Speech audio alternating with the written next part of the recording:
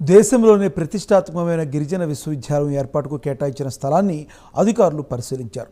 Hyderabad university నుంచి వచ్చిన registrar Devesh Nigam, Vijaya Rao, ఉపకులపతి అభిషేక్ కుమార్కు ఐటీడీ ఏపీఓ అంకిత్, అదనపు కలెక్టర్ డి వేణుగోపాల్ ములుగు జిల్లా కేంద్రంలోని ఘట్టమ్మ దేవాలయం పక్కన కేటాయించిన ప్రభుత్వ భూమిని చూపించి వివరాలు అందజేశారు. అంతకుముందు జిల్లా కలెక్టర్ ఇలా త్రిపాఠి ఛాంబర్లో సమావేశమై యూనివర్సిటీ వివరాలను అడిగి తెలుసుకున్నారు.